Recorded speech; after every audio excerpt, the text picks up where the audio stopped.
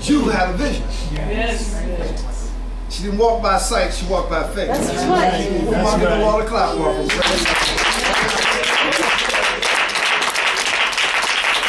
Chief, I thank you for inviting her. As we go to our conclusion for this great inspirational poetry flow, we're going to bring my colleague back from my teach and work at Sister Alicia Grant. Let's receive it by giving you all time.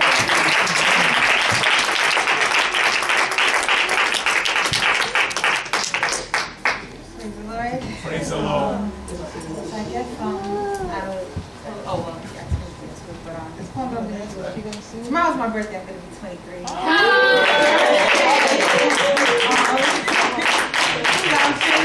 I'm thanking God in advance for just another year, because He's just faithful, and you can't find faithfulness like that in the real world these days.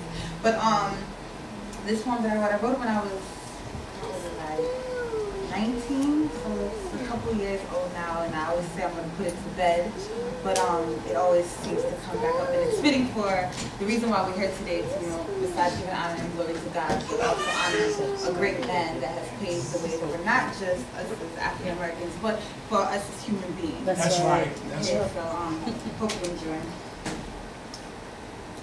So, maybe if I had those blue eyes, I'd be able to make this poem cry. But instead I sigh and hope that in time the world will identify my wide hips, my full lips, my brown skin, and be able to associate it with more than just hip-hop and struggling.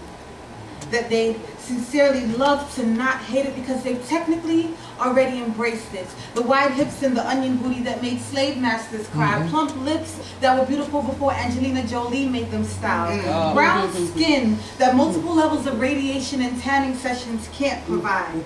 See, the authenticity of our Darwinic beauty and the Beverly Hills imitation of that very same beauty is a laughable juxtapose. So just suppose we catch on to the irony of how they put us on to call each other pickaninny, tar baby, high yellow heifers, divided into jigaboos and wannabes, gotten into this internalized racism mentality. Check Spike Lee's School Days. And in these schools, they fill the minds of children with stories of sailing on boats, picking cotton, and singing slave songs. Tell them about Dr. King and Malcolm X, how they died for a great cause. Trick these kids into believing that racism's been cleaned up, all gone.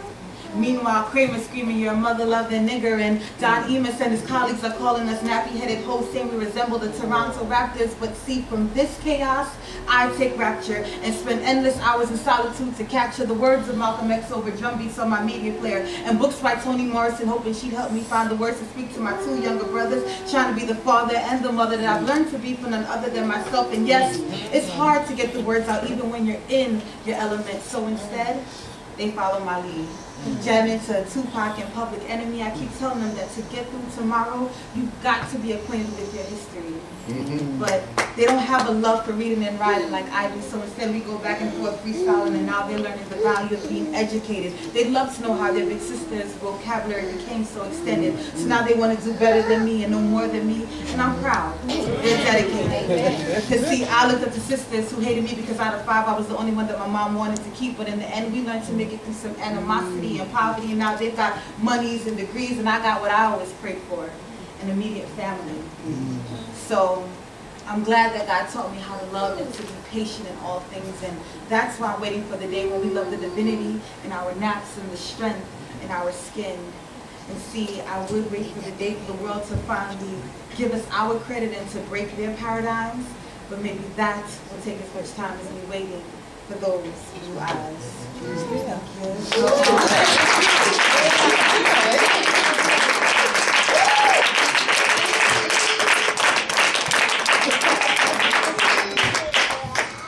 That one was inspired by my favorite book, which is called The Bluest, which is written by my favorite author of all time, Toni Morrison. So if you want to check that book out, it's just as great as that. Shameless plug for my favorite author. And this last one that I'm going to do, it's I call it my mommy poem, but I also call it Cheers. I guess you can see why. Paige, this is me. It's Paul Lipsey. Thank you guys once again for the opportunity to to It's speak Paul to right here in the church. I'm just calling you to lock my number in. Yeah.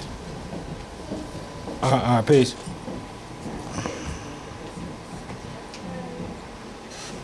Sometimes you want to go where everybody knows your name.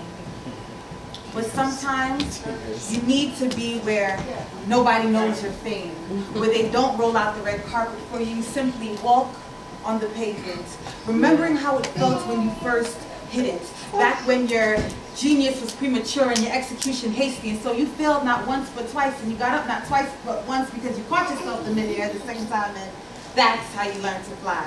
And ever since, the sky's been yours. See, there is nothing greater than the moment that you realize that nothing can defeat you. Everything can teach you. And every lesson that you learn lessens the weight of hardships. Because the hardest ship, the biggest, baddest ship was in fact that relationship. That at first warm and sweet, but only to crumble like cookies, chocolate chips had you floored, laid out, drowning in your tears.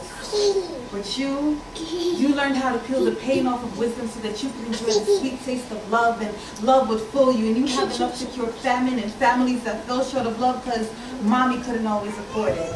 Not when daddy only had enough money for your abortion, and so mommy worked dead-end jobs to make days meet until you were birthed. That way she'd have something to show for her life at heaven's gates. Prove to God her devotion, though his will she couldn't always obey.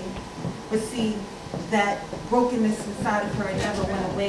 She couldn't hold love, so it made it even harder to say. And though you could see it in her eyes, you never understood how it felt. And though it brings you sweet relief to know that mommy's lack of affection isn't aimed towards you, it causes you greater grief to know that no one ever took the time to show mommy how to handle the fragile contents inside of her with care.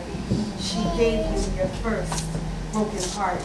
And now you realize that it was her, that it wasn't you. As you realize so many times that it's not them, it's you.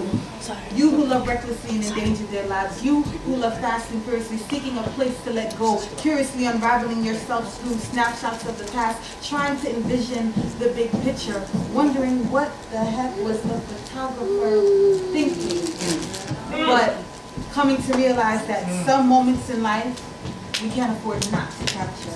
Like the sorry look on mommy's face for never knowing what to say or to how to hold her. For that, we forgive her. Or for mommy scolding me for singing along to Tina Turner's What's Love Got to Do With It. The look on her face echoed betrayal. Something in her eyes told me that whatever it was, love had everything to do with it. And through all my anger, that was my moment of clarity when I realized that love was more than feelings and emotions. It was in fact devotion, surrendering your free will, clipping your own wings, and sometimes just walking on the pavement. Thank you.